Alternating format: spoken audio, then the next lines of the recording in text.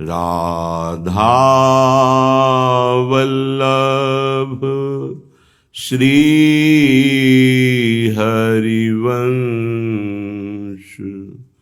राधा वल्लभ श्री हरिवंश। वृंदावनेश्वरी तवैव पदारविन्दम् प्रेमामृतैकमकरन्द रसौघपूर्णम्।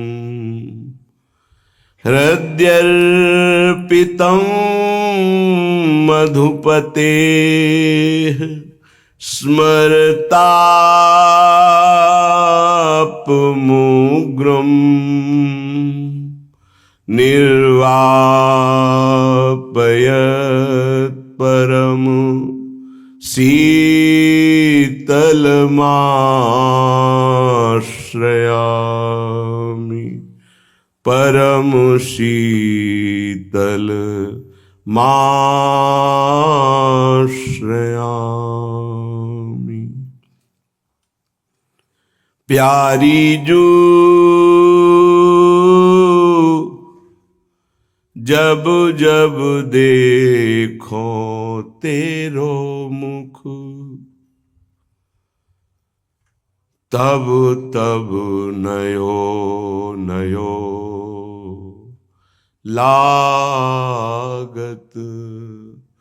प्यारी जू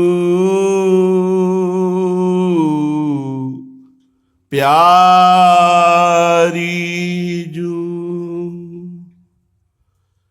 प्यारी जू, जब जब देखो तेरो मुख, तब तब नयो नयो लागत। जब जब देखो तेरो मुख, तब तब नयो नयो लागत। ऐसो भ्रम होत मैं कबहू न देखोरी।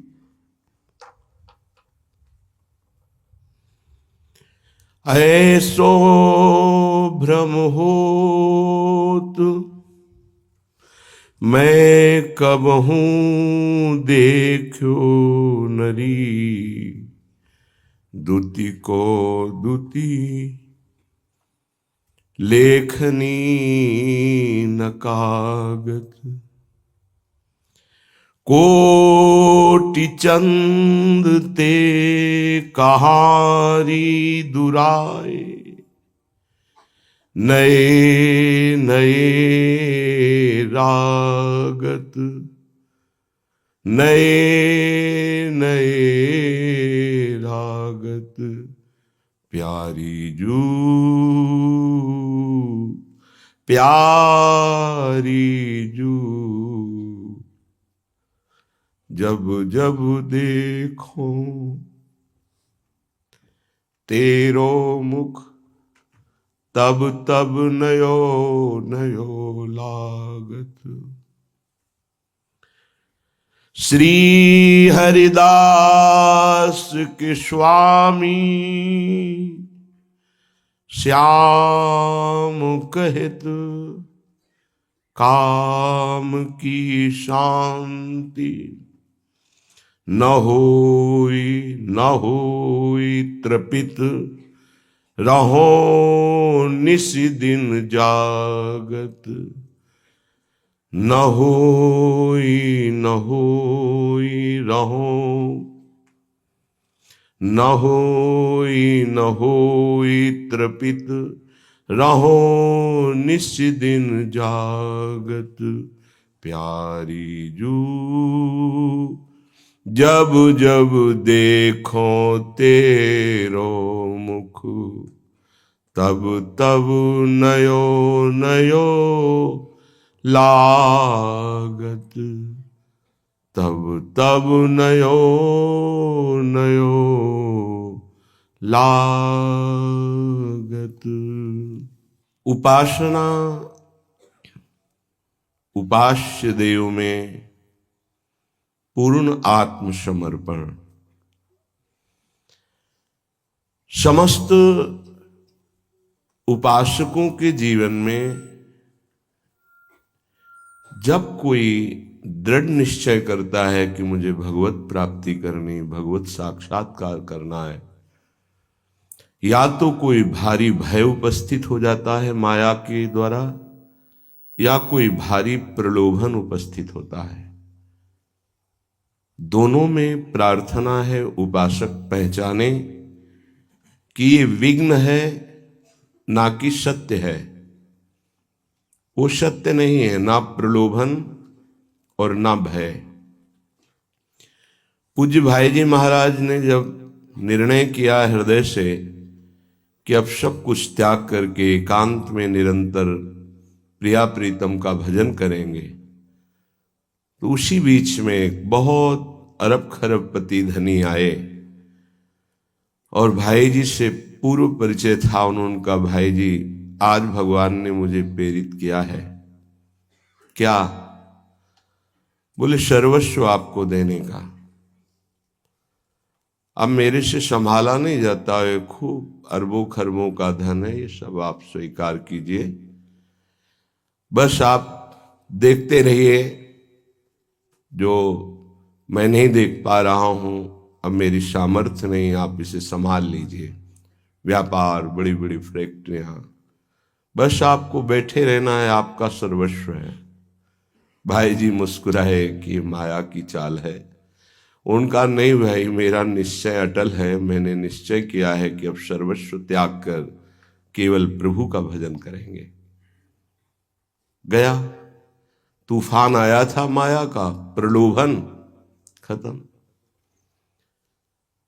भयावह भी बड़ी परिस्थिति आती है, कभी शरीर की, कभी बाहर विषम परिस्थिति माया फंसा लेती है, बड़ा भय उपस्थित करती है।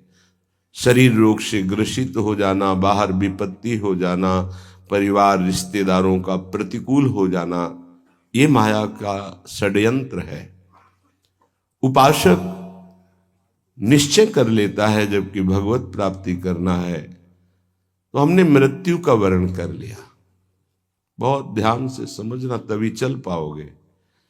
मृत्यु का वर्ण कर लिया। अब मर चाहे जाऊं, प्रभु को नहीं छोड़ सकता। चाहे शरीर छूट जाए, सब संबंध छूट जाए, दूरादपाश स्वजनान, स्वजन छूट जाए, उपासक यहां कमजोर पड़ जाता है। या तो प्रलोभन उसे परास्त कर देता है, या फिर कहीं ये हमारे स्वजन संबंधी दूरादपाश से जिनको आचार्य चरण कह रहे हैं, कहीं ये नाराज ना हो जाए, कहीं ये असंतुष्ट ना हो जाए। नहीं, जब हमने सप्तज हरिभज ये सूत्र स्वीकार किया है, अब नहीं। दूरादपाश स्वजनान, अगर हम इनके रिझाने में समय नष्ट कर देंगे तो प्रियाजू को कब रिझाएंगे।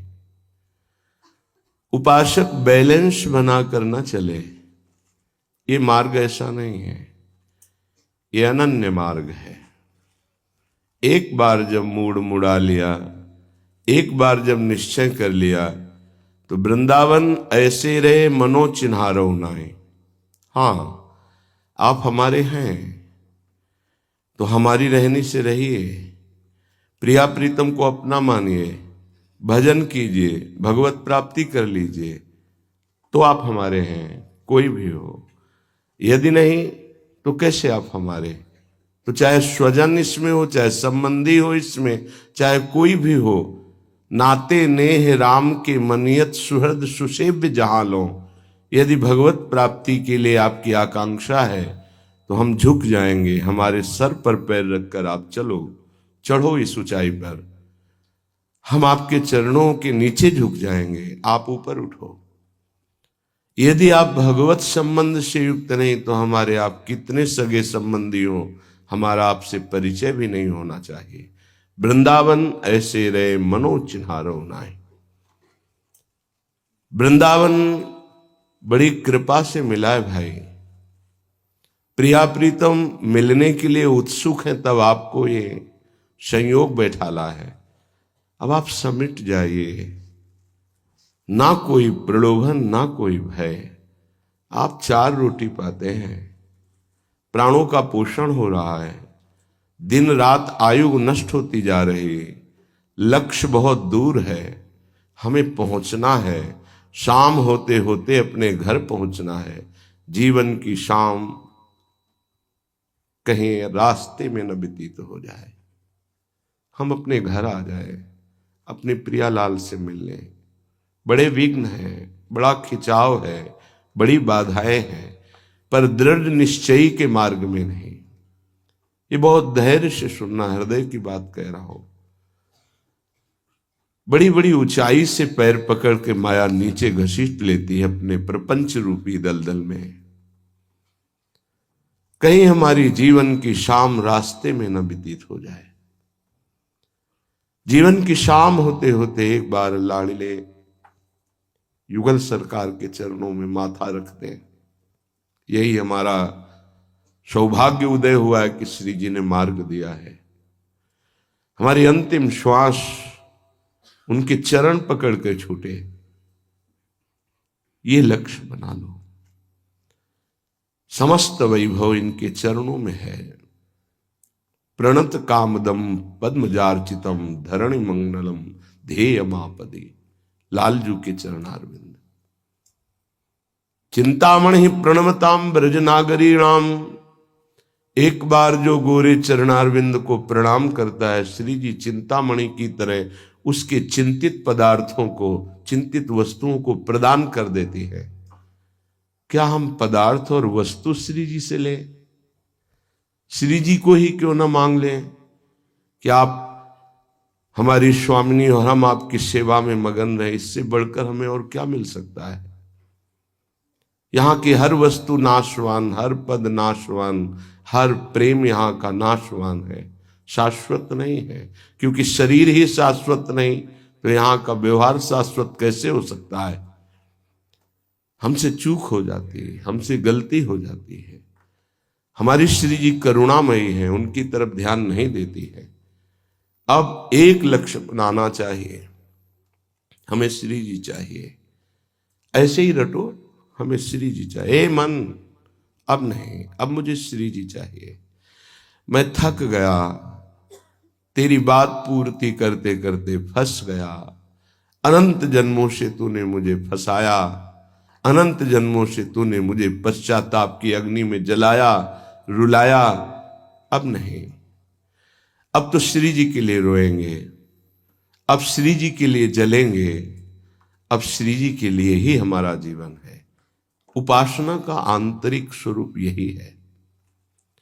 अगर अंतर में हमारे बात नहीं आएगी तो विषयों का जाल बुनने वाले मन और बुद्धि ये हमको फंसाते रहेंगे। जब हमारे द्वारा कोई भी विपरीत आचरण हो जाता है तो शास्त्र वाक्य सुनते हुए भी नहीं समझ में आते, गुरु की बात सुनते हुए भी समझ में नहीं आती। गुरु का प्रेम बहुत लघु लगने लगता है और संसार के संबंधों का प्रेम गरिष्ठ हो जाता है, वो प्यारे लगने लगते हैं जब हमसे त्रुटि हो जाती है। यदि हम सही परमार्थ में चले तो गुरुदेव के वचनों पर प्राण त्याग देने की हिम्मत होनी चाहिए। संसार का राग भोग वस्तुएं ये तो बहुत छोटी सी बात है, क्योंकि गुरुदेव श्री जी का मंत्र दे दिया, अर्थात श्री जी को अधीन करने की वो बीज मंत्र, वो सामर्थ्य दे दी। अगर उसका आप रटन करें तो खुद आप देख लेंगे क्या मिला है आपको। श्रीपाद वर्णन करते हैं, देख लो क्या राधा नाम है। श्रीपाद इसमें भी महाप्रभु ने तो बहुत सुंदर वर्णन किया श्रीमद् राधा सुधा निधि में कि एकांत कुंज में बैठकर राधा राधा करते हुए अश्रु प्रवाह कर रहे हैं।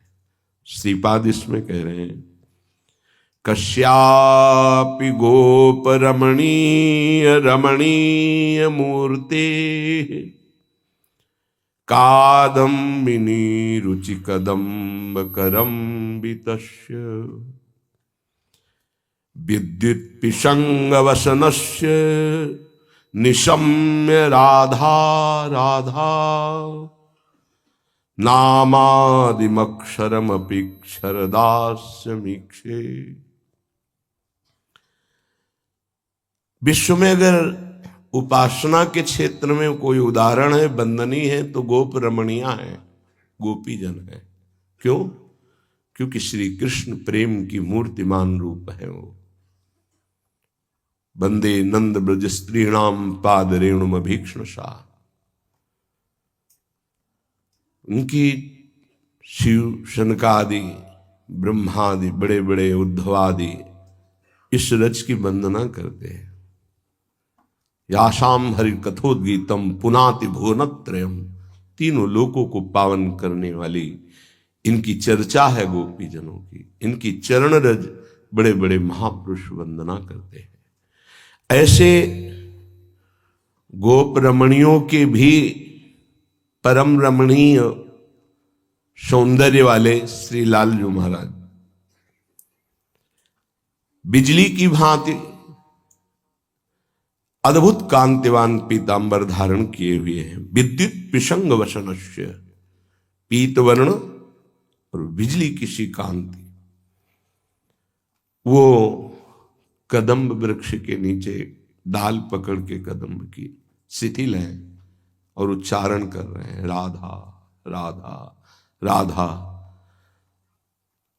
राधा राधा आदि अक्षरमपि क्षरदास्य मीक्षे। राधा अश्रु प्रवाह कर रहे हैं, एक एक श्वास में से राधा राधा राधा और अश्रु प्रवाह कर रहे हैं।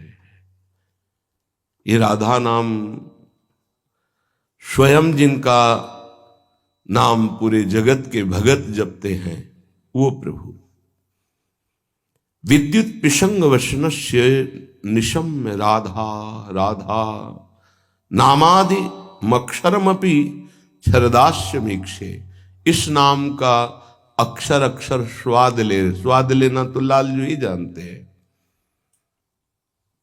जपत हरि विवश, कैसे जप रहे राधा राधा? विवश हो के, प्रेम विवश। जपत हरि विवश तव नाम प्रतिपद विमल, मनसि तव ध्यान ते निमिष नहीं टरे हो। ये राधा नाम वृंदावन की कृपा से, रसिकों की कृपा से हमें श्रवण और कथन करने का सौभाग्य मिलता है। नहीं आप राधा बोल भी नहीं सकते। ये लालजू के हृदय का गुप्त धन है। शुकाचार्य जी ने इसीलिए एक बार भी राधा नहीं भूला, क्योंकि 7 दिन की आयु है परीक्षित की। 7वें दिन तक्षक डसेगा और उनका कल्याण करना है। अगर एक बार भी राधा बोल देते तो भाव समाधि लग जाती इनकी। ताते श्री सुख प्रगट कियो नहीं, जान सार को सार परम धन राधा नाम आधार।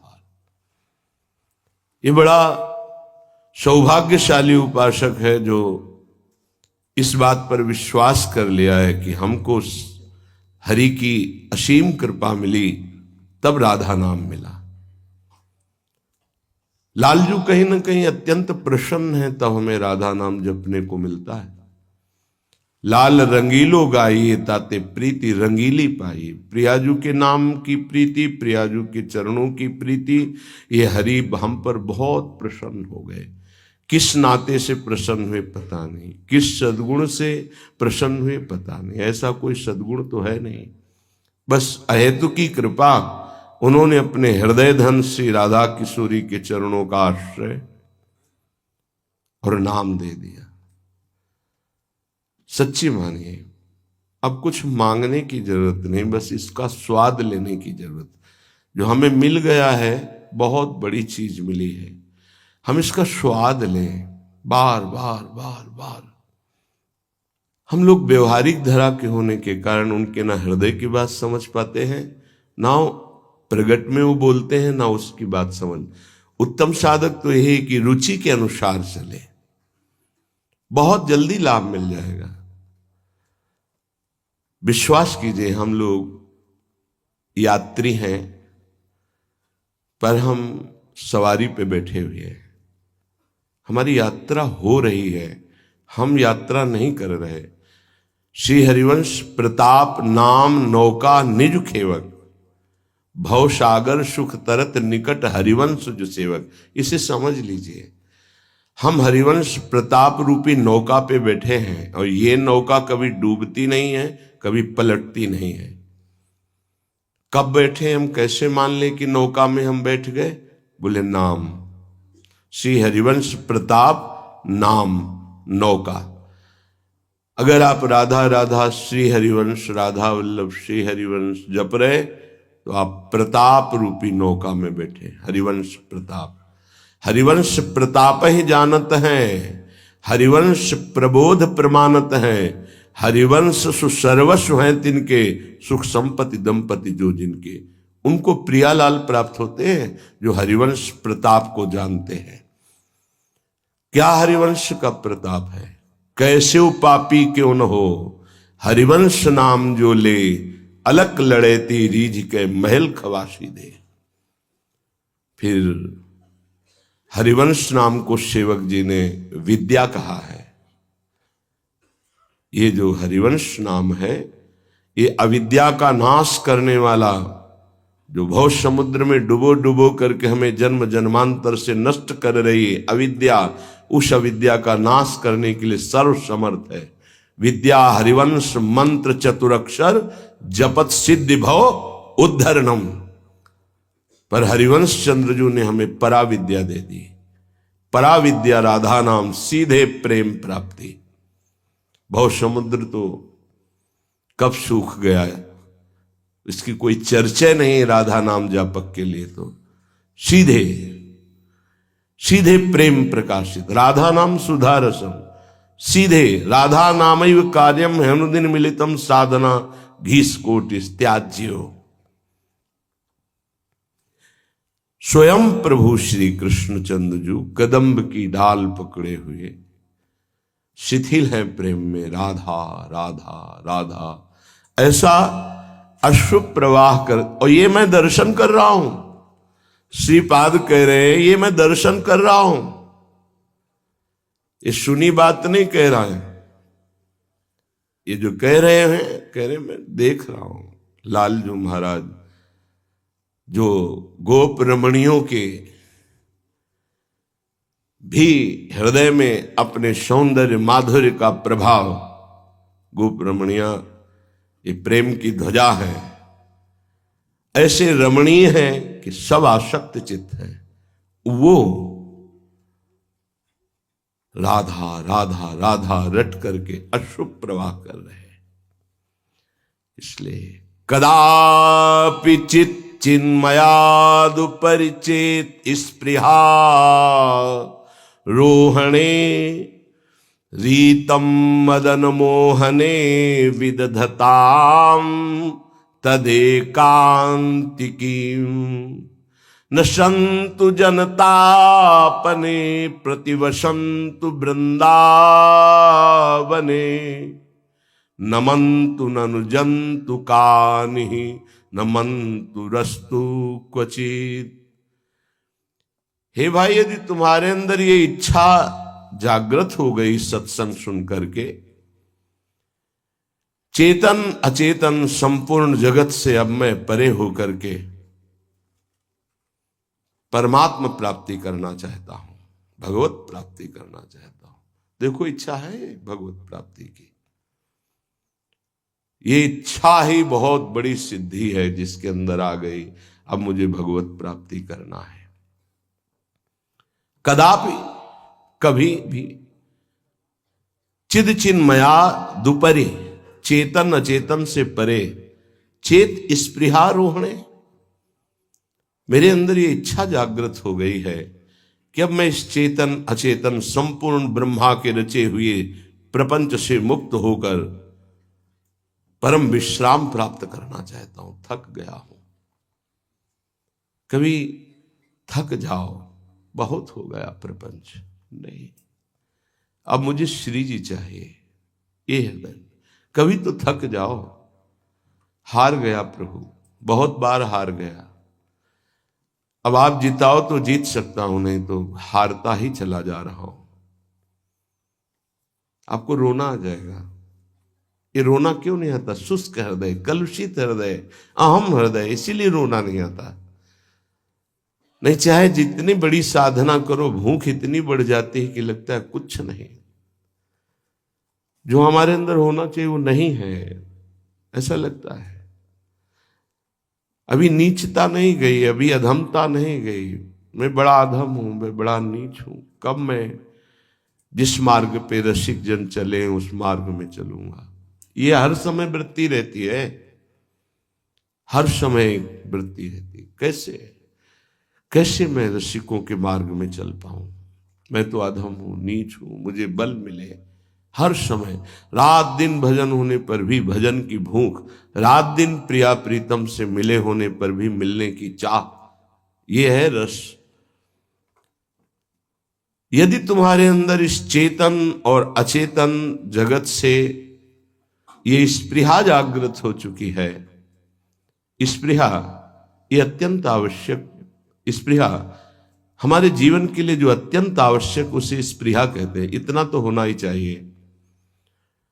जो हमने सुना है, जो हमने पढ़ा है, वो हम पाना चाहते हैं, उसे कामना कहते हैं। लेकिन स्पृहा ये जीवन के लिए अत्यंत आवश्यक है, जीवन उपयोगी चाह स्पृहा कहलाती है।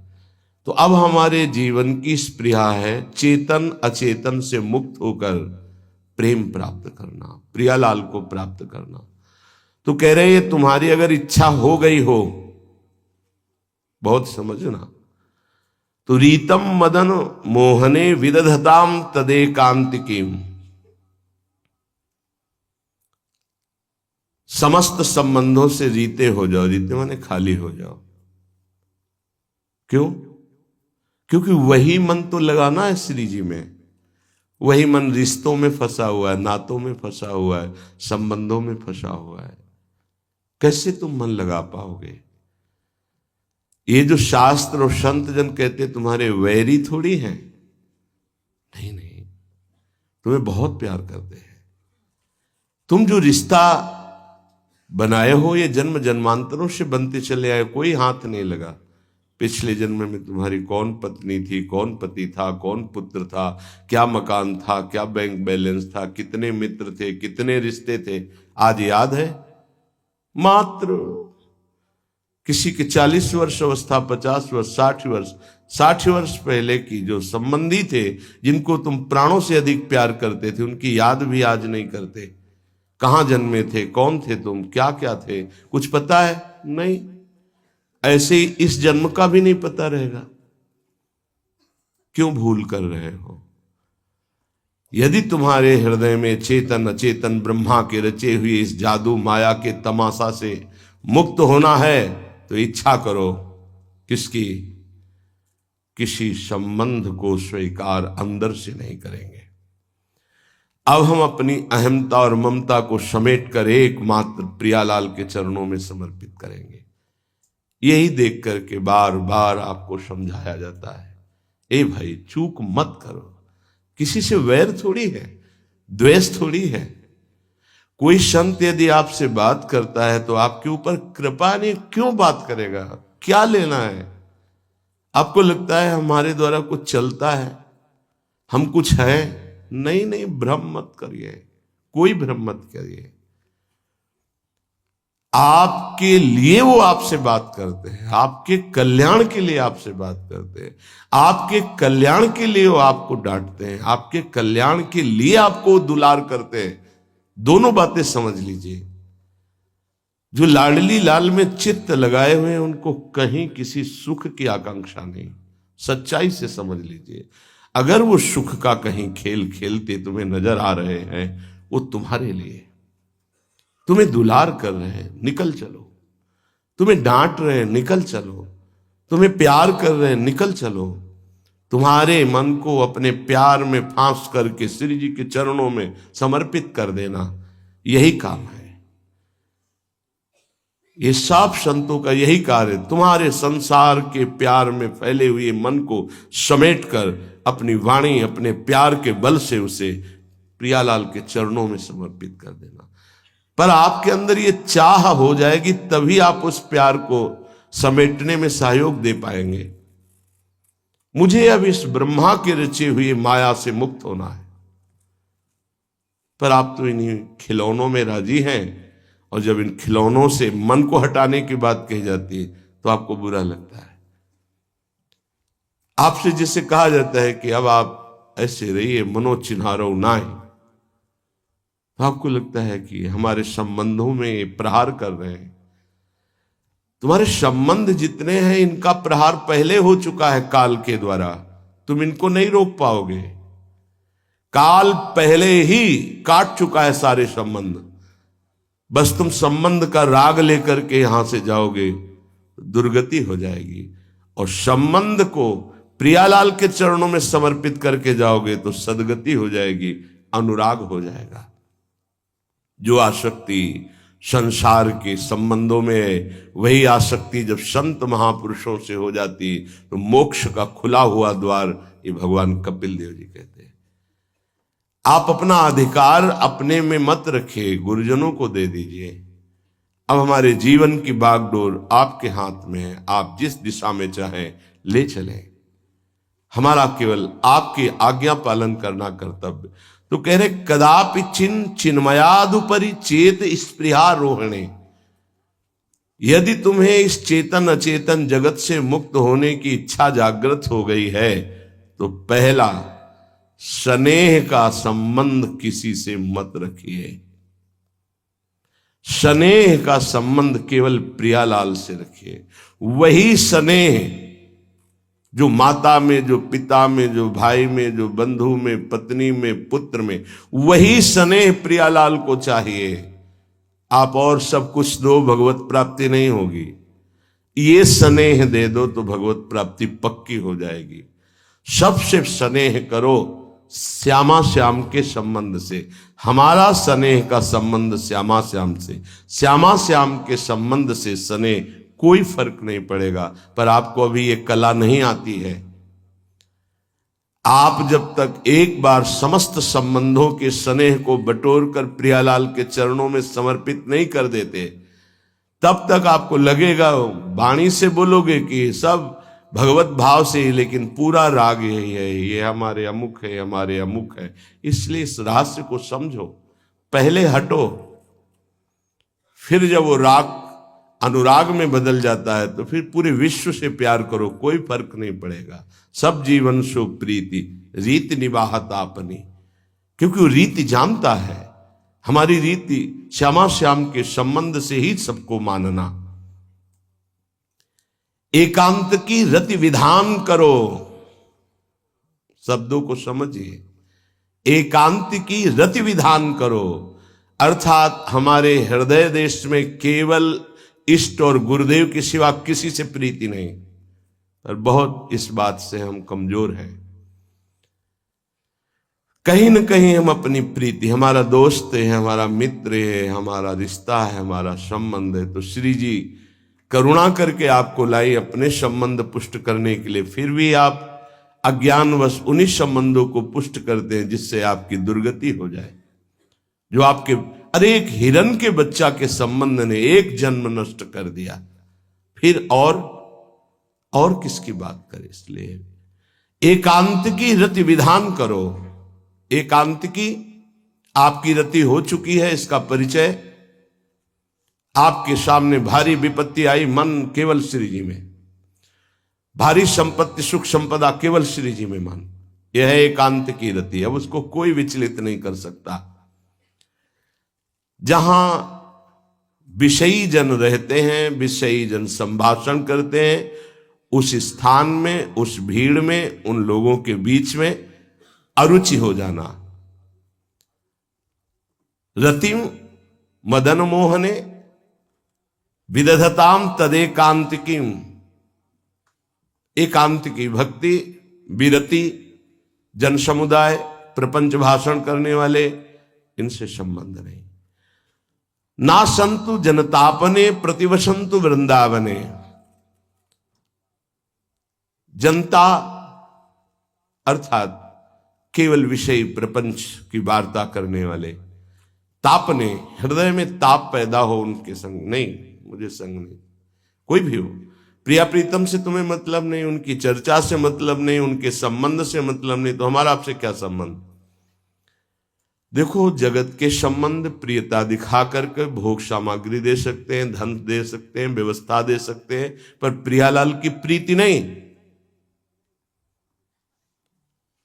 पूज्य श्री रघुनाथ दास गोस्वामी जी जब अपने गृह का त्याग करके महाप्रभु चैतन्य देव की शरण में गए, तो 2-3 दिन जो महाप्रभु को भिक्षा आती थी उसी से महाप्रभु दे देते थे। उनको लगा कि नहीं, जीवन जब महाप्रभु को समर्पित है तो हमको जीने का ढंग सीखना चाहिए, कैसे हम विरक्त होकर के जिए। इतने में घर से भेजे हुए बहुत से सेवक, रुपया, सामग्री, रसोईया सब आ गया, क्योंकि बहुत बड़े धनी थे उनके पिताजी, और पिता के भाई दोनों के बीच में एक लाड़िले पुत्र थे, पूज्य श्री रघुनाथ दास गोस्वामी, जिनकी समाधि राधा कुंड में विराजमान है।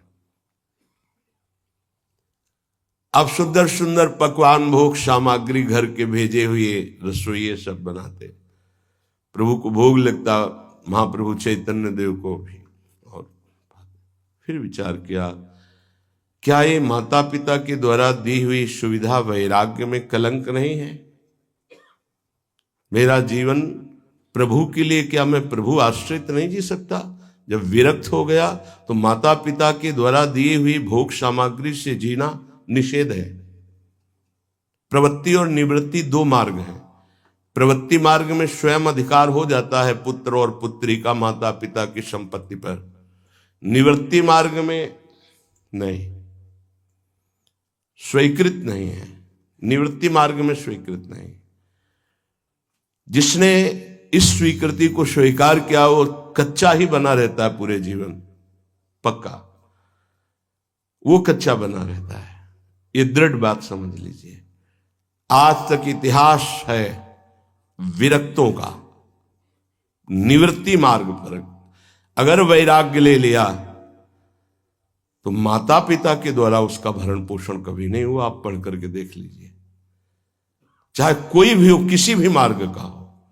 जब रत्नावती जी ने, उनके लिए चिट्ठी आई, पुत्र ने भेजा कि पिता ने सभा में मुंडी का पुत्र कह के कहा, मतलब सन्यासिनी का पुत्र कह के, माता हमारी इस नाम की रक्षा करना। ये हुई चिट्ठी पढ़ी तो महल छोड़ दिया उसी समय, और नाई को बुलवाया, अपने जो राजरानी के बाल थे उतरवा दिया, और संत सभा में बैठ गए। आज से कहा राज अन्न का त्याग। अब ग्राम नगर के द्वारा दी हुई भिक्षा के द्वारा भरण पोषण होगा, इस राजा के द्वारा दिए हुए नहीं। और पति थे माधव सिंह। जब ये बात सुनी तो उनको भयंकर क्रोध हुआ। मेरे सामने मेरी पत्नी, मेरा इस तरह का अपमान, मारने का प्रयास किया, निष्फल है। अंततो गत्वा, चरणों में हाथ रख के माथा रखा है। पढ़ के चरित्र देख लेना। नहीं इनके महल में रहूंगी, नहीं इनका भोजन पाऊंगी।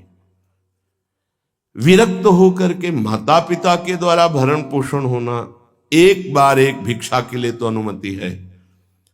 अगर विरक्त हो गया है, एक भिक्षा अगर माता पिता करा दे तो वो स्वीकृत है, इसके अलावा नहीं।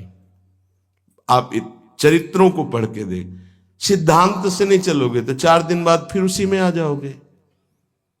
जब हम विरक्त हो गए, पूरे विश्व का भरण पोषण प्रभु करते, तो मेरा नहीं करेंगे क्या। आज अगर कोई जुड़ा है तो वैराग्य और भगवत प्राप्ति के लिए जुड़ा है। हमारा संबंध संसारिक नहीं, भागवतिक। जिस मार्ग में हम हैं उस मार्ग में। रघुनाथ दास गोस्वामी को 2-4 दिन हुए, फिर अंदर आग लग गई। नहीं, पिता के द्वारा दिए हुए वैभव को नहीं भोगना वापस।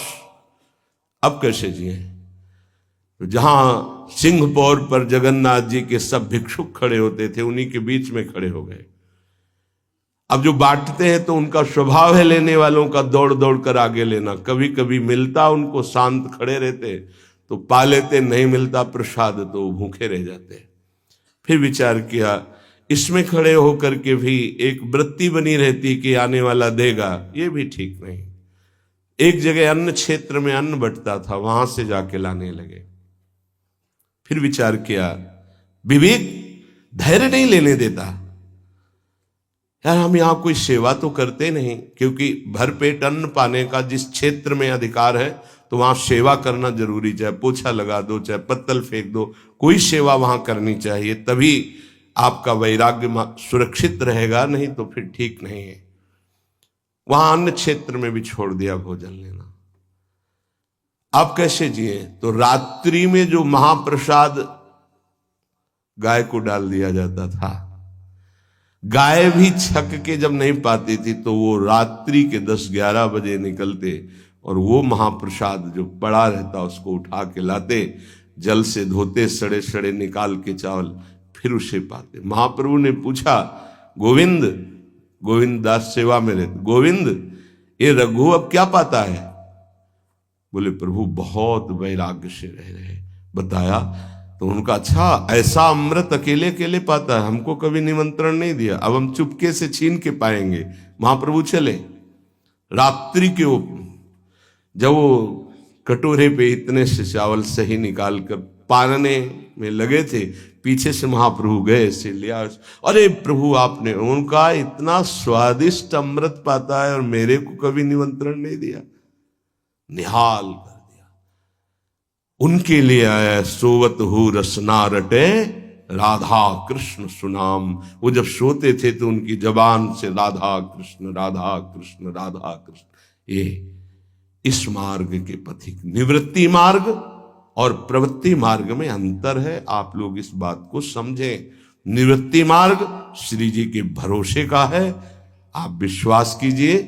जब इष्ट के भरोसे में है तो जिनकी पलक झपकते अनंत ब्रह्मांड रचना हो जाती, उनके लिए कोई ये बड़ी बात हो गई क्या?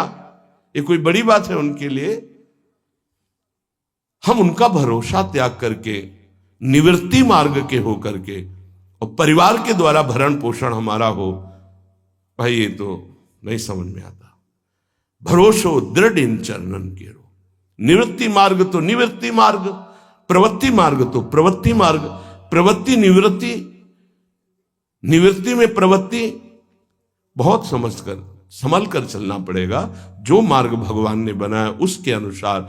तो कह रहे न संत जनता, तुम्हारा व्यवहार जनता से नहीं होना चाहिए। व्यवहार शून्य व्यवहार है, ध्यान रखना। दसों हजार लोगों के दर्शन होते हैं, एक का भी परिचय नहीं है। हजारों लोगों से संभाषण है, एक भी हमारा मित्र नहीं है कि ये हमारा है, तुम लोग इसके साक्षी हो। ये हमारा बंदा है, एक भी नहीं। साफ श्री जी के हो, श्री जी से संबंध है, मैं सिर्फ एक नौकर हूं। श्री जी की बात आपको बता देता हूं, आपकी बात श्री जी को बता देता हूं। हमारे श्री जी इसके सिवा कोई नहीं। एकांत की रति, जनता से संबंध रहित, श्री जी के संबंध से सब जीवन सो प्रीति। श्री वृंदावन में वह चिदानंद रस को प्राप्त होता है। यह है रहनी। वृंदावन इह विधि बसे, तज के सब अभिमान, तृणते नीचो आपको जाने सोई जान। ये समझ जाओ किस बात का आश्रय लिए हो। जिनको ब्रह्मांड रचने में सेकेंड नहीं लगा है, वो हमारी प्रियाजू के अधीन है। हमको कुछ अपनी व्यवस्था के विषय में सोचना, मानो शरणागति के विषय में आपको अविश्वास, कलंक है ये बात। हे बिल्कुल भरोसे पे हो जाओ, फिर सामने देखो क्या होता है। बिल्कुल भरोसे पे हो जाओ। गुरुजनों ने कभी भी अन्य आश्रय नहीं होने दिया। कभी भी अन्य जगह जगह बचाते। वो जानते हैं कि अन्य आश्रय, धन का आश्रय, वस्तु का आश्रय, व्यक्ति का आश्रय, ये तुमसे सच्ची बताते हैं, गुरुजनों की कुछ बातें बाद में समझ में आती, पहले समझ में नहीं आती। केवल श्री जी का भरोसा रखो, जिसने आज दिया है वही कल देगा। जब गुरु जी को कोई कहता कि कभी काम में आ जाएगी ये वस्तु, रख लो, तो बोले इसी को मिटाने के लिए बाबा जी हुए हैं। जब कभी काम में आनी होगी तो तुरंत श्री जी भेजेंगे, हम इसको पहले से क्यों रखें। ये हमें चाहिए कि केवल श्री जी का आश्रय लेकर वृंदावन वास हो। देखना कितना आनंदित रहोगे। फिर रोना आता है, तुम्हारे आंसू फिर निकलेंगे। जब आप एकांत में होंगे, आपका कोई नहीं होगा और आपकी परिस्थिति विपरीत होगी, तब जो शरणागति होती है वही भगवत प्राप्ति कराती है। जब तक विपरीत परिस्थिति नहीं आएगी तब तक शरणागति परिपक्व नहीं होगी। ये बात लिख लीजिए, चाहे वो द्रौपदी जी हो, चाहे गजराज गजेंद्र जी हो, चाहे कोई भी हो, जब ऐसी विपरीत परिस्थिति आए कि कोई भी सहयोगी नहीं रह गया, तब शुद्ध शरणागति और भगवत साक्षात्कार। उस दिन के लिए तैयार रहो और मांगो कि हमारी आसक्ति का नाश करने के लिए परिस्थिति ऐसी दे दो प्रभु कि सिर्फ आप पर दृष्टि हो, सिर्फ आप पर, ना कोई हमारा, ना हम किसी के, सिर्फ आप। मेरे तो गिरधर गोपाल, दूसरों न कोई। बात समझो, सत्संग की बात को समझो, परमार्थ की बात को समझो। तो जब कोई हमारे जीवन में प्रश्न आता तो जो नील चादर ओढ़े हुए विराजमान है, उनकी चादर की तरफ देखते, आकाश की तरफ, बाहर निकलकर आकाश की तरफ देखते। तत्काल उत्तर मिला है हमको, तत्काल भाग, यहां से भाग। झोला टांगा, रात्रि में भागे, जब भागे तब रात्रि में भागे। भागो भागो भागो, भागते भागते अब पायो परम विश्राम। अब वृंदावन, श्री वृंदावन विश्राम, सब सोहित निष्काम मत, श्री वृंदावन विश्राम। हे, भागते रहो, संबंधों से भागते रहो, आश्रयों से भागते रहो। एक आश्रय केवल हरि गुरु का, बस एक विश्राम स्थल। जैसे आप रखो, जैसे आप रखो, हम उसी में राजी हैं। समस्त प्राणियों को वृंदावन के नमस्कार बुद्धि से देखो। देखो यहां की रहनी, वृंदावनी विधि बसे तज के सब अभिमान, तृणते नीचो आपको जाने सोई जान। तृण से नीच अपने को जो जानता है सबको नमस्कार करेगा। और सच्चाई में देखो तो ऐसा ही है, कुछ नहीं है। कोरा अहंकार केवल है। क्या है हमारे अंदर? कुछ नहीं। अगर गुरु कृपा न हो, प्रियालाल की कृपा न हो तो कुछ नहीं। हाथ उठा के कहते हैं कोई बल नहीं है। बल है तो वो है, नहीं तो वो, नहीं तो कुछ बल नहीं। क्या बल है? आप देखो, अंदर से देख लो बैठ के, तुम्हारे अंदर क्या बल है। फिसल कर गड्ढे में गिरने का तो बल है, लेकिन गड्ढे से निकलने का बल तो नहीं है। फिसलने में क्या बल? फिसल कर गिरने का तो है, लेकिन गिर के संभलने का बल ये केवल गुरु का बल है, ये केवल इष्ट का बल है। इसलिए श्री धाम वृंदावन का आश्रय और वास स्वीकार करो। सबसे छोटा अपने को समझो, समस्त प्राणियों को नमस्कार करो। क्यों? क्योंकि कहीं कोई वृंदावन में किसी का अपराध न बन जाए। नमंतु ननु जंतु कानिह नमंतु रस्तु क्वचित। कहीं ऐसा ना हो जाए यहां किसी भी जंतु का, किसी भी जीव का, किसी भी शरीरधारी का अपराध न बन जाए। अगर वृंदावन में कोई अपराध ना बनने पावे और सबको हम नमस्कार करके रहें और श्री जी का केवल भरोसा रहे, तो आप चमत्कार देख लेंगे। अध्यात्म आपके अंदर प्रकाशित हो जाएगा। जैसे जैसे अध्यात्म प्रकाशित होता है वैसे वैसे शांत होता चला जाता है, मन शांत होता चला जाता है, कोई वासना हृदय में नहीं रहती। पूज्यपाद श्री उड़िया बाबा जी महाराज से प्रश्न किया, पीछे वर्णन किया गया था कि बड़े बड़े महापुरुषों की ये लोग निंदा क्यों करने लगते हैं। क्यों द्वेष करने लगते हैं? वो तो किसी से द्वेष नहीं करते। जितने महापुरुष हुए उनकी निंदा हुई है, वर्तमान में जितने हैं तो आप देख लो, सैकड़ों अगर नमस्कार करने वाले तो कुछ निंदक आपको मिलेंगे। ऐसा क्यों होता है? क्योंकि संत तो किसी से द्वेष नहीं करते, द्रोह तो उनके हृदय में होता नहीं। अद्वेष्टा सर्वभूतानाम, फिर ये क्यों होता है? निंदा क्यों करते हैं? तो कहते भगवान की दो शक्तियां हैं, एक है माया और एक है प्रेम भक्ति। जो प्रेम भक्ति से विमुख, उनके हृदय में माया शक्ति का प्रभाव रहता है। यद्यपि उनका द्वेष भी इसी से होता है। उनकी महानता देख करके वो वहां चल तो सकते नहीं, तो उनका द्वेष बन जाता है। महानता देख करके उसमें चल नहीं पाएंगे। जैसे कहावत में आता है कि एक ने अंगूर को बहुत कोशिश की पाने की, जब नहीं मिले तो कहा खट्टे हैं। प्रयास किया लेकिन नहीं मिला। तो उनका प्रयास माया जनित है, तो प्रेम या भक्ति या सद्गुण या भगवद आश्रय नहीं धारण कर पाते, तो उनको द्रोह हो जाता है संतों से। अब नरसिंह मेहता जी का चरित्र देखिए, बड़े बड़े भक्तों का, उन्हीं के गांव के लोग, उन्हीं के घर के परिवार के जनों ने ही द्रोह पैदा कर दिया। द्वेष, निंदा, मारने की चेष्टा, अपमान, ऐसे।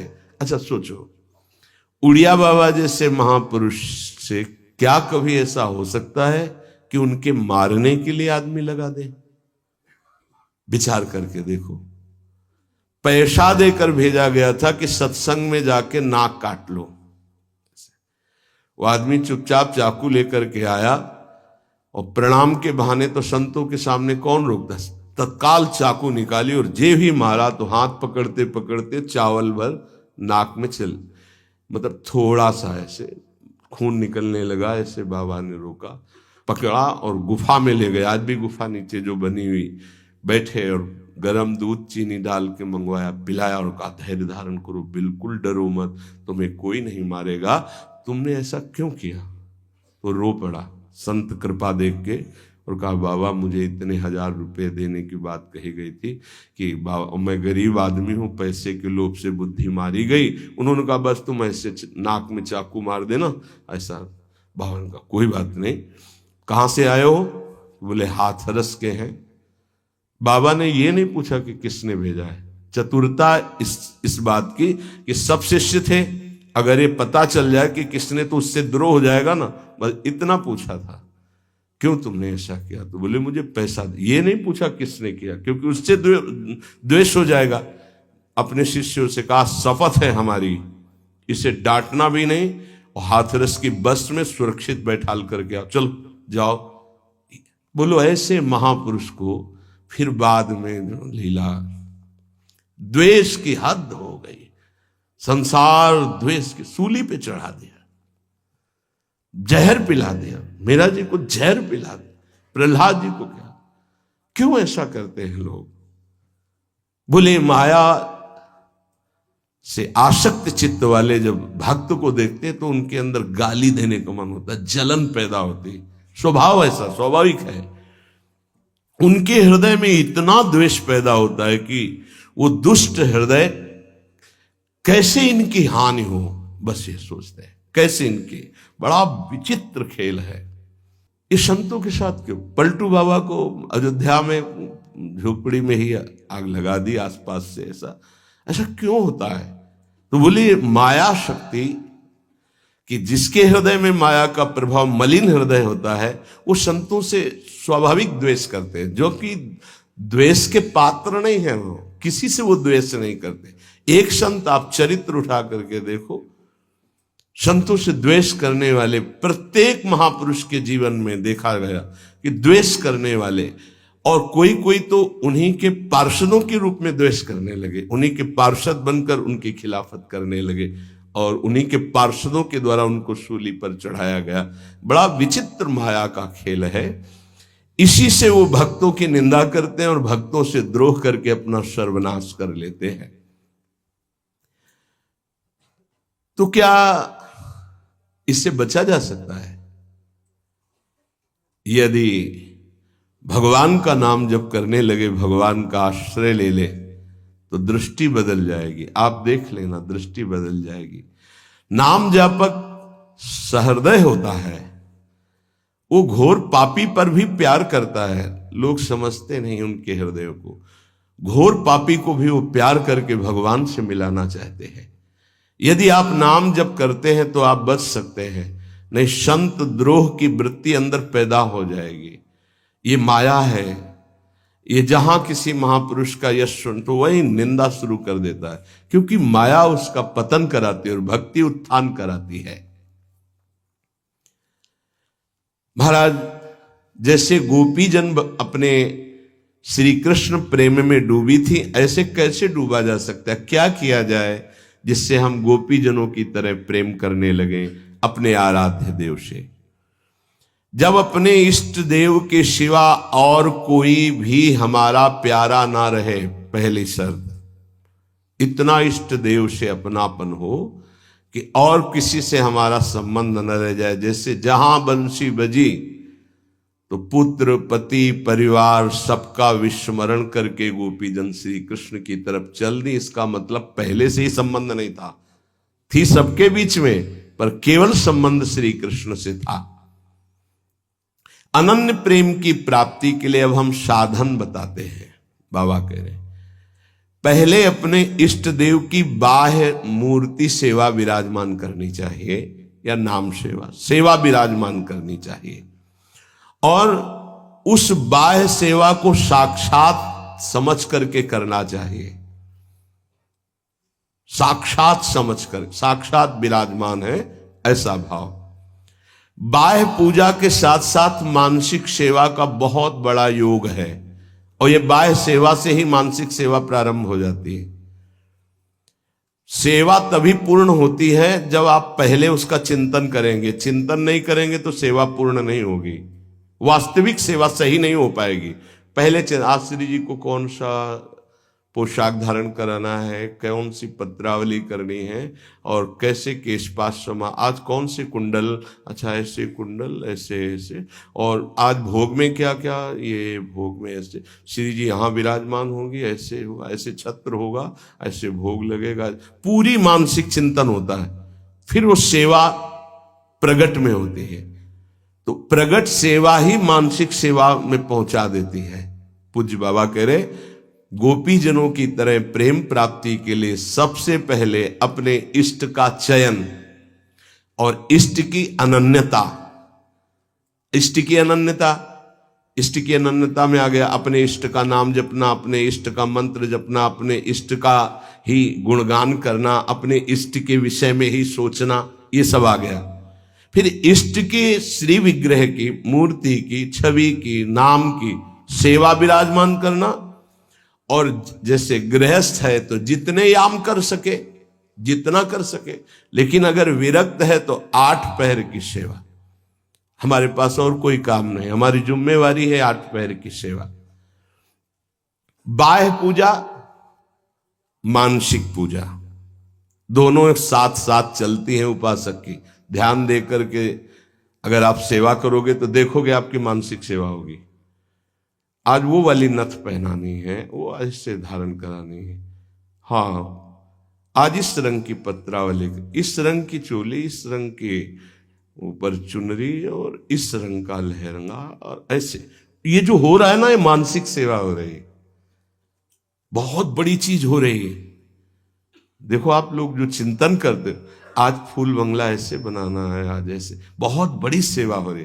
आज श्री जी की रसोई, ये मानसिक जो सेवा, और बहुत जोर की सेवा, प्रगट सेवा का फल है मानसिक सेवा, और मानसिक सेवा ही सिद्धावस्था को प्रदान करती है। ये बात ध्यान दीजिए। और जो इष्ट का नाम मिला है, वो केवल जबान से ही नहीं, चिंतन के साथ होना चाहिए। प्रेम की बात कर रहे हैं, केवल हम जबान से रट रहे मंगल है, लेकिन यहां कह रहे गोपी प्रेम की बात, गोपी जैसा प्रेम, उसका चिंतन होना चाहिए। जैसे राधा राधा, तो हमारा चिंतन भी हो रहा है। बाह्य जप से बहुत समय लगेगा। जब बाह्य जप और आंतरिक चिंतन दोनों एक साथ होंगे बहुत जल्दी वासनाओं का नाश होकर आनंद की उत्पत्ति होती है। केवल बाह्य जप से बहुत काल के बाद लाभ मिलता है, बाह्य जप के साथ आंतरिक ध्यान से बहुत जल्दी लाभ प्राप्त होता है। इष्ट देव का चयन, इष्ट देव की अनन्यता, इष्ट देव की प्रगट सेवा, मानसिक सेवा और इष्ट देव का नाम ध्यान सहित जप और इष्ट देव के ही गुणों का चिंतन करना। हमारी श्री जी का ऐसा स्वभाव, हमारे लालजू का ऐसा स्वभाव, उन्हीं की तरफ चिंतन करना। अन्य सब संबंध चिंतन को छोड़ना गोपी प्रेम की प्राप्ति है। महाराज जी सुनते हैं श्री सुखदेव जी का वैराग्य बहुत तीव्र और उच्च कोटि का था। क्या ऐसा कोई साधक वैराग्य नहीं धारण कर सकता? इस कोटि का वैराग्य क्या साधु के अंदर, साधक के अंदर नहीं आ सकता? निश्चित आ सकता है, पर ये सकामी साधक के अंदर नहीं, विषयी साधक के अंदर नहीं। जो निष्काम भाव से दृढ़ निश्चयी है कि केवल शरीर पोषण के लिए वस्त्र और भोग आदि, जो प्रारब्धवशात कोई चाह नहीं, उसके हृदय में तीव्र वैराग्य जागृत होता है। दृढ़ लक्ष्य, दृढ़ निश्चयी, शरीर की भी परवाह नहीं, नहीं खान पान ते भावे है, नहीं कोमल वसन सुहावे है, सब विषय लगे ते खारा है, हरियासिक का मग न्यारा है। जो अंदर से दृढ़ निश्चयी नहीं है, अंदर से भगवत प्रेम का भाव लक्ष्य नहीं है, तो बाह्य त्याग फिर दंभ पैदा कर देता है, दिखावटीपना फिर आने लगता है, जो बहुत ही साधक के जीवन में धोखा पैदा कर देता है। ये बुद्धि है बहुत जल्दी सिद्ध होना चाहती, फिर वो नाटक शुरू कर देता है, बहुत शास्त्र विरुद्ध आचरण होने लगते हैं। इसलिए निष्काम भगवत प्राप्ति का दृढ़ लक्ष्य, निरंतर भगवत चिंतन, खान पान आदि से राग रहित, तो श्री सुखदेव जी जैसा वैराग्य आ ही जाएगा। पूज्यपाद बाबा कहते ऐसा नहीं कि उनको जो वैराग्य था वो किसी को प्राप्त ही नहीं हो सकता। लाखों हो गए हैं, देखा थोड़ी सबने, लाखों हो गए, लाखों हैं, लाखों होते रहेंगे। ये भगवान की सृष्टि है। जैसे जड़ भरत जी की स्थिति आई, उनसे ऊंची ऊंची स्थिति के ज्ञानी महापुरुष देखे गए, उनसे ऊंची स्थिति के ज्ञानी महापुरुष देखे गए, पर चर्चा उनकी गाई गई है। भगवान ऋषभदेव जी के पुत्र है, लेकिन ऐसे लाखों जड़ भरत हो चुके, लाखों होंगे। ये भगवान की सृष्टि, ऐसे ऐसे महापुरुष ब्रह्मबोध संपन्न देखे गए, जिन बिल्कुल निरपेक्षता की मूर्ति, निरपेक्षता की मूर्ति। हाँ, जिस दिन से सन्यास हुआ कभी वस्त्र ही नहीं धारण किया, दिगंबर, गंगा जी का किनारा वही, और ऐसा सरल स्वभाव कि मतलब देखने से ऐसा लगता था देखता ही रहे कोई। ऐसे सब जटा, सब बाल, से दिगंबर बैठे हुए, वो भोला बालक जैसा चेहरा, वो तपस्या के धनी, बड़े बड़े धर्म सम्राट करपात्री जी आदि साष्टांग दंडवत करते। असनी गंगा किनारे स्वामी श्री अनंग बोधाश्रम स्वामी, सेनपुर स्वामी श्री मग्नानंद सरस्वती जी, नजफगढ़ श्री स्वामी ओंकारानंद, ये गंगा का किनारा ना, एक से एक महापुरुष, सिद्ध महापुरुष। पूज्य बाबा, ये भगवान की प्राप्ति भगवान की इच्छा पर निर्भर है या पुरुषार्थ पर निर्भर है? भगवत प्राप्ति भगवत इच्छा पर निर्भर है कि वो जिसको चाहेंगे मिल जाएंगे, या अपना भी कोई पुरुषार्थ है? भगवान की आज्ञा का पालन करते हुए जो पुरुषार्थ करता है उसी को भगवत प्राप्ति होती है। ये कायरता नहीं कि बैठे भगवान की इच्छा होगी तो भगवान मिल जाएंगे, ऐसे कभी नहीं होगा। देखो जो वर्णन कर रहे हैं महापुरुष है, भगवान की आज्ञा का पालन करते हुए भगवत प्राप्ति के लिए बहुत प्रयासशील, जितनी हम में सामर्थ्य है, निश्चित उसको ही भगवत प्राप्ति होती है। जिसका जितना तीव्र पुरुषार्थ होगा उसका उतना ही भगवत कृपा उसके ऊपर उतरेगी। पुरुषार्थ अत्यंत आवश्यक, रात दिन जो लगे हुए। सिद्धि असिद्धि में सम रहना है भगवान की इच्छा की बात है, ये छोड़ दो भगवान पर।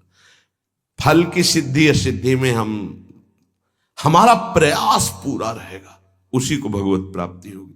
सिद्धि असिद्धि में सम रहो, लाभ मिला कि नहीं मिला, फायदा हुआ कि नहीं, इस पर सम रहो, इस पर ध्यान मत दो। तुम पुरुषार्थ करते रहो, प्रयास करते रहो, निश्चित तुम्हें भगवत प्राप्ति हो जाएगी, पक्का। देखो ये पूरे जीवन की यात्रा की बात है, 4 दिन में सुधरने वाले नहीं हैं। विश्वास हमारी बात पर करना, ये कोई छोटे मोटे शत्रु नहीं है, नहीं तो तुम्हारी साधना फिर ढीली हो जाएगी कि 2 साल हो गए, अभी तो हम काम विजयी नहीं हुए, क्रोध विजयी नहीं हुए, अभी हम लोभ विजयी नहीं हुए, मोह विजयी। छोड़ो ये सब बातें, तुम भजन का पुरुषार्थ करो, जैसी स्थिति है वैसे शांत रहो, शांति से ये नष्ट हो जाएंगे। निरंतर भगवान के स्मरण में लगे रहो। भक्तों की ये मान्यता फल पर होती है कि भगवान जैसा चाहे, लेकिन पुरुषार्थ पर नहीं।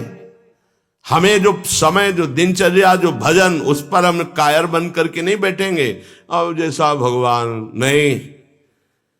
उसके लिए हमें जो गुरुदेव ने आज्ञा करी, जो दिनचर्या, जो भजन, उस पर तत्पर रहेंगे।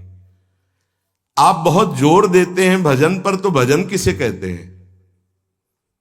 अर्थात हम किसको माने कि भजन हो रहा है? उत्तर, अंतःकरण में निरंतर अपने इष्ट का गाढ़ चिंतन होना भजन कहा जाता है। अंतःकरण शब्द बोला है, यहां से गाढ़ चिंतन होना, निरंतर भजन कहते हैं, जिसे भगवदाकार वृत्ति, उसे भजन कहते हैं। दूसरा भजन का अर्थ है सेव्य को सुख पहुंचाना, सेवा, भज धातु सेवायाम। उपासक 2 ये बातें पकड़े रहता है, उसे भजनानंदी कहते हैं। अंतःकरण से अपने इष्ट का गाढ़ चिंतन, वो रूप का हो, नाम का हो, मंत्र का हो, और शरीर से प्रकट सेवा में प्रतिपल लगे रहना, ये 2 वृत्ति जिसके अंदर है वो भजनानंदी है।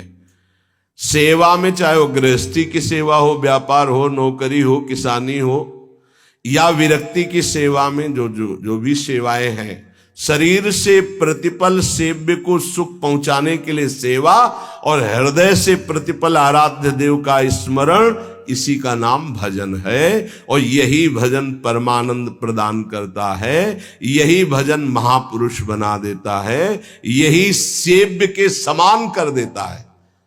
प्रभु सेव्य है, प्रभु के समान कर, ब्रह्मविद ब्रह्मयु भवति। तो भजन क्यों करना चाहिए? अपना कमाते हैं, खाते हैं, जी रहे हैं, क्यों भजन करें? भजन इसलिए करना चाहिए कि हम अवगुणी हैं जन्म जन्मांतर से, अवगुण छोड़ने के लिए। हमारे अंदर बड़ी नीच वासनाएं हैं, उन वासनाओं का नाश करने के लिए। हम बड़े हीन विचार वाले हैं, उन विचारों का नाश करने के लिए। हमें हर तरफ से दुख ने घेर रखा है, उस दुख का नाश करने के लिए, जन्म मरण से छूटने के लिए ये हमें भजन करना है। हम जिसका भजन करते हैं उसके सारे सद्गुण हमारे अंदर आ जाते हैं। अतः हमें नाशवान वस्तु व्यक्ति का भजन नहीं करना, अविनाशी का भजन करना है।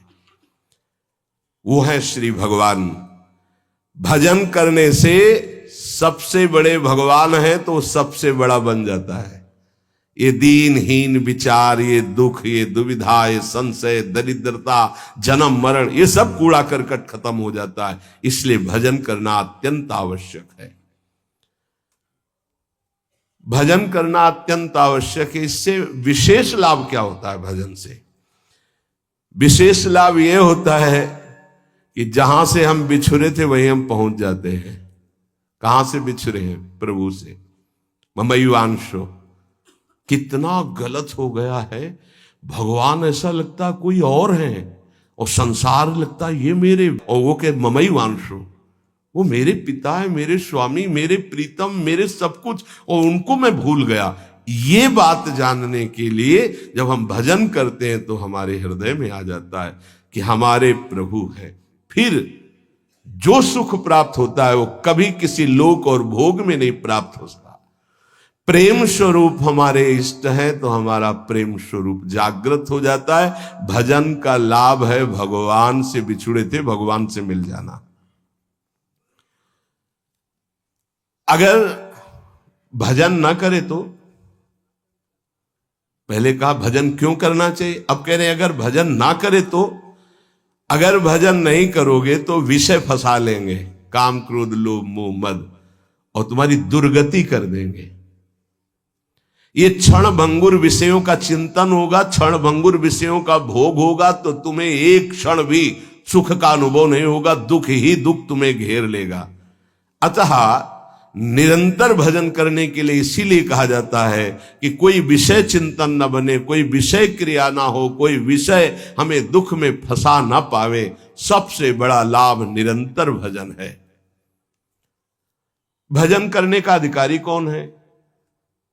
बहुत बड़े ज्ञानी प्रश्नकर्ता श्री अखंडानंद सरस्वती जी। भजन करने का अधिकारी कौन है बाबा? सब भजन करने के अधिकार, सबका अधिकार है भजन करने। बाल बच्चा कोई भी, पुरुष नपुंसक नारी वा जीव चराचर कोय, सर्व भाव भज कपट तज मोहि परम प्रिय सोय। बाबा ये भजन करने वालों में भी पाप कर्म देखे जाते हैं, ये क्यों नहीं छूटते हैं? भजन तो सब पापों का नाश कर देता है, फिर भजन करने वालों से पाप कर्म क्यों नहीं छूटते? क्योंकि वो सही भजन नहीं करते। बहुत ध्यान से समझना।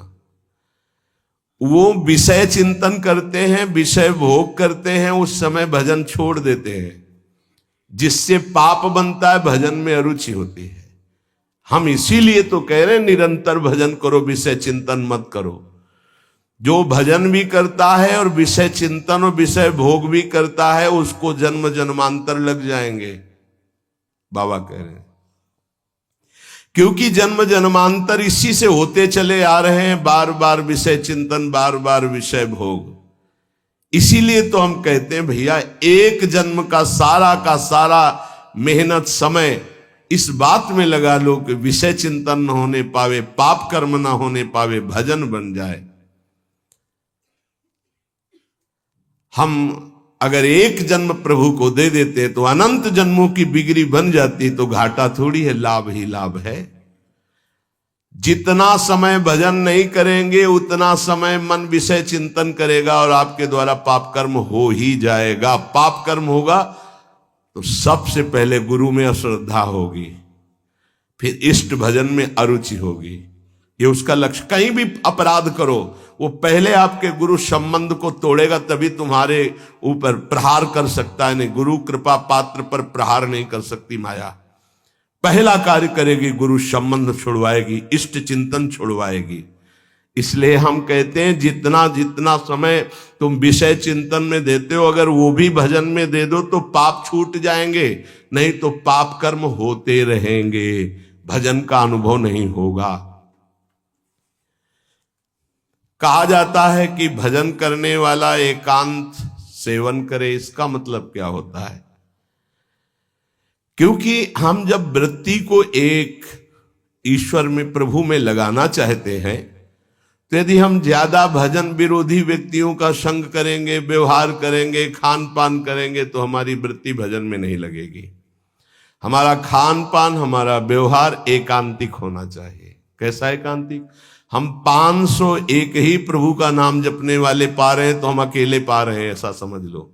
और 2 व्यक्ति हैं, एक विषयी है, प्रपंची है, तो मान लो हमारा भारी कुसंग हो रहा है। हम 500 में भी एक हैं और वहां एक में भी हम भारी प्रपंच में फंसे हुए हैं। ये एकांतिक भाषा को समझ लीजिए। हम इतने लोग बैठे हैं इस समय, सब एकांत है। बोलो किसके मन में क्या चल रहा है? एक प्रभु की चर्चा सुन रहे तो हम सबका मन एक ही है। एकांत का मतलब होता है अपने इष्ट के अनुरागियों का ही संग करना, अपने इष्ट में ही प्रीति हो ऐसा खान पान व्यवहार करना। इष्ट विरोधी वृत्ति, इष्ट विरोधी व्यक्ति, इष्ट विरोधी व्यवहार, इसका त्यागी सदैव एकांतिक ही माना जाता है। एकांत में कमरे में पड़ा है, इष्ट विरोधी चिंतन कर रहा है, प्रपंची, एक केवल साथ चल रहा है, वो इष्ट विरोधी व्यवहारी है, प्रपंच। हजार लोग एक साथ बैठे हुए हैं इष्ट के अनुकूल, वो एक माना जाएगा। वैसे मुख्य बात भजन करने वालों को क्या नहीं करना चाहिए, तो मुख्य बात है प्रवृत्ति में रहने वाले लोगों का संग नहीं करना चाहिए। प्रवृत्ति विषय भोगों में। पूज्य स्वामी जी ने पूछा भजन करने वाले को मुख्य सावधानी क्या रखनी चाहिए, तो बोले मुख्य सावधानी है कि प्रवृत्ति में रहने वालों का संग नहीं करना चाहिए भजनानंदी को। क्यों? एक प्रवृत्ति देखी मैथुन धर्म की सौभरी जी ने, तो 50 ब्याह किए। तब उन्होंने श्लोक लिखा, संगम त्यजेत मिथुन व्रतिनाम मुमुक्षु सर्वात्मनान विसजेत बहिरिंद्रियाणि। अय मुमुक्षु, संसार से मुक्त होने वाले साधक, ये जो मैथुन प्रवृत्ति में युक्त जन है इनका संग भूल के भी मत करना। उनमें परमाणु है ऐसे, वो तुम्हारे को विचलित कर देंगे, तुम्हारे भजन को छीन लेंगे, तुम्हारा भजन का मार्ग अवरुद्ध हो जाएगा। संगम त्यजेत मिथुन व्रति नाम, यही बाबा ने बताया। भजन करने वालों को विशेष त्याग की बात क्या है, क्या ऐसा है जो उनको बिल्कुल नहीं करना चाहिए, तो बोले जो प्रवृत्ति में, संसार के भोगों में है, निवृत्ति मार्ग के उपासक, भगवत प्राप्ति के मार्ग के उपासक, उनका संग नहीं करना, उनके साथ चलना, उनसे संभाषण करना, ऐसा। अगर भगवत चर्चा जनित प्रश्न है, आप उत्तर देने की क्षमता रखते हैं, इसके बाद राग नहीं करेंगे, क्षमता का मतलब समझते हो? जैसे हम आपसे संभाषण किया, अब आपकी याद नहीं आनी चाहिए संभाषण हटने के बाद। अगर आपकी छवि आई हमारे दिमाग में, आपका चिंतन हुआ, तो इसका मतलब आप अभी अधिकारी नहीं हैं। लाखों से संभाषण हो लेकिन सब में राधा वल्लभ लाल की ही स्मृति रहे, राधा वल्लभ लाल एकांतिक में ध्यान में रहने चाहिए, एक भी छवि बाहरी नहीं आनी चाहिए, तब वो अधिकार प्राप्त होता है समाज सेवा का उपासक को। अधिकाधिक भजन में प्रवृत्ति करने वाले को ऐसे संग का त्याग करना चाहिए। बहुत जोरदार का संग होता है प्रपंच का, जैसे संत संग की महिमा है, ऐसे प्रवृत्ति मार्ग के संग की भी महिमा है। सीधे प्रवृत्ति में उतार देते हैं, सीधे प्रवृत्ति में। बहुत सावधान, बहुत सावधान। ये महापुरुष जन ऐसे नहीं बोल रहे, बहुत सावधान। प्रवृत्ति मार्ग के जनों का संग करना सबसे ज्यादा त्याज्य विषय भजन करने वालों को है, ये ध्यान रखें। बहुत तरह से फंसा हो जाते, बहुत तरह से जलना पड़ता है, जलना पड़ता है, महसूस होता है कि हमने गलत किया, जो हमने स्वीकार किया वो गलत किया, महसूस होता है। पर एक बार स्वीकृति हो गई तो कुछ भी हो, इनका बेड़ा पार होना चाहिए। जिद्दी स्वभाव संतों का होता है, पर महसूस होता है। जब तक वैराग्य की प्रबल भूख न जागृत हो जाए और जब तक भगवत प्राप्ति का दृढ़ लक्ष्य न हो जाए, तब तक संग नहीं करना चाहिए। नहीं, रंग जो है वही चढ़ेगा जैसा हम करते हैं। महाराज सकाम भक्ति सुनते हैं और निष्काम भक्ति सुनते हैं, तो इसका क्या मतलब है? सकाम भक्ति और निष्काम भक्ति का अंतर क्या है? जो केवल प्रभु को चाहता है उसे निष्काम भक्त कहते हैं, और जो प्रभु से चाहता है उसे सकाम भक्त कहते हैं। सीधी भाषा में बाबा ने, जो केवल प्रभु को चाहता है वो निष्काम भक्त है, जो प्रभु से चाहता है वो सकाम भक्त है, जो केवल गुरुदेव को चाहता है वो निष्काम भक्त है, जो गुरुदेव से चाहता है अपनी अनुकूलता, अपने लिए वो सकामता और निष्कामता में है। ये प्रभु से संबंध सिर्फ प्रभु चाहिए। प्रभु का वैभव प्रभु से कुछ नहीं, सिर्फ प्रभु से प्रभु चाहिए। आप चाहिए, आप गुरुदेव से सिर्फ गुरुदेव चाहिए। आप अपने स्वरूप में स्थित हैं, आप अपने स्वरूप का बोध करा दीजिए। जो हम आपकी शरण में हुए हैं, हम आप में तदात्म हो जाएं, बस आपसे और कुछ नहीं चाहिए। केवल प्रभु से कोई चाहना, प्रभु से प्यार ना होना सकामियों का लक्षण है। प्रभु से कुछ न चाहना, केवल प्रभु से प्यार करना, यह निष्कामियों का लक्षण है। ऐसे बड़े बिरले निष्काम। और महाप्रभु अपने धर्म के लिए तो कहते हैं, सबसे पहले कह रहे सबसो हित निष्काम मति, कोई चाह नहीं। सुना है कि पराभक्ति और ज्ञान में कुछ अंतर रहता है या नहीं? आपका क्या विचार है?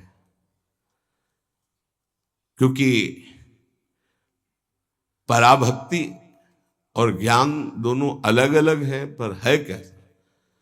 तो हम तो नारायण स्वामी के विचार को ही स्वीकार करते हैं। पूज्य बाबा कह रहे हैं, पराभक्ति और ज्ञान में तनिको नाही भेद, नारायण मुख्य प्रेम है, कहे संत अरुवेद।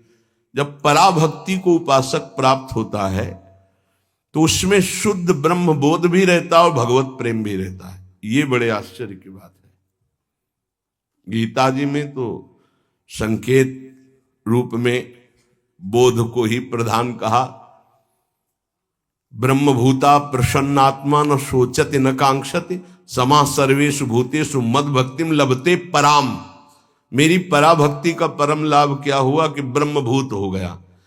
और बाबा नारायण स्वामी के दोहे से कह रहे कि पराभक्ति में एक चमत्कार विशेष ये होता है कि उसे ब्रह्मबोध भी हो जाता है, आत्मस्वरूप का बोध भी, और भगवत प्रेम भी हो जाता है। पराभक्ति और ज्ञान में तनको नाही भेद, इतना है कि इसमें मुख्य प्रेम भगवदाकार भी रहता, स्वरूप बोध भी हो जाता है, जो पराभक्ति को प्राप्त हो जाता है। भगवत प्राप्ति के अनेक मार्ग हैं। एक पुरुष के द्वारा कई मार्गों में नहीं चला जा सकता, इसलिए साधक एक मार्ग का चयन कर ले और अपने गुरु प्रदत्त भजन भक्ति का विस्तार करे, आगे बढ़ाता चला जाए। इतना जरूर ध्यान में रहे कि भक्ति में विषय सुख नहीं है। अगर विषय सुख की आकांक्षा करेगा तो भक्ति अंतर्ध्यान हो जाएगी। ऐसा मान ले कि हमारे भाग्य में नहीं है, मान लो ना, पर बड़े भाग्य हैं, कोई भाग्यहीन थोड़ी हो। ये जो विषय सुख है ये तो पापियों को भी प्राप्त है। सुत दारा धन लक्ष्मी पापियों के घर होए, संत समागम हरि कथा तुलसी दुर्लभ। तो तुम्हारा दुर्भाग्य नहीं है, तुम उससे हंसने के लिए तैयार हो रहे हो, उसके साथ खेलने के लिए तैयार हो रहे हो, जो बड़े बड़े मुनियों के भी ध्यान में नहीं आते।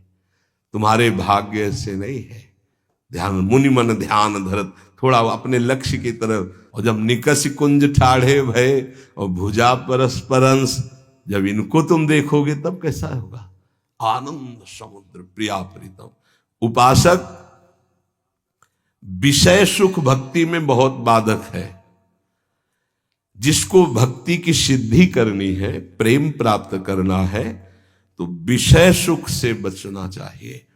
मन में लागी चटपटी कब निरखूं घनश्याम, तो नारायण घूल्यो सभी खान पान विश्राम।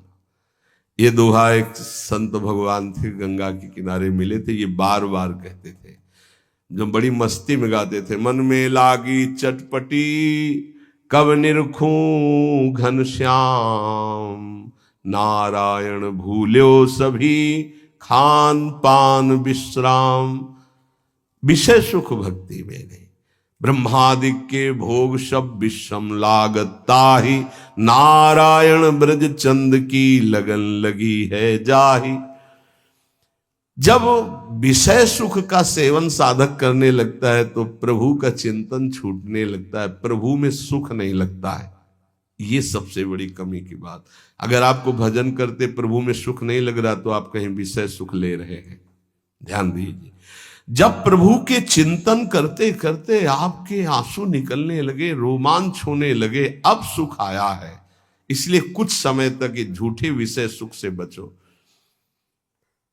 कुछ अच्छा नहीं लगता। सच्ची भगवान वो सब संयोग प्रदान करते हैं, खान पान विश्राम सब, कुछ अच्छा नहीं लगता। जो मन प्रभु के चरणारविंद का आशिक हो जाता कुछ अच्छा नहीं, कोई उसे अच्छा ही नहीं लगता। सच्ची मानिए कुछ अच्छा नहीं लगता। सब कुछ है पर कुछ अच्छा नहीं लगता। क्यों?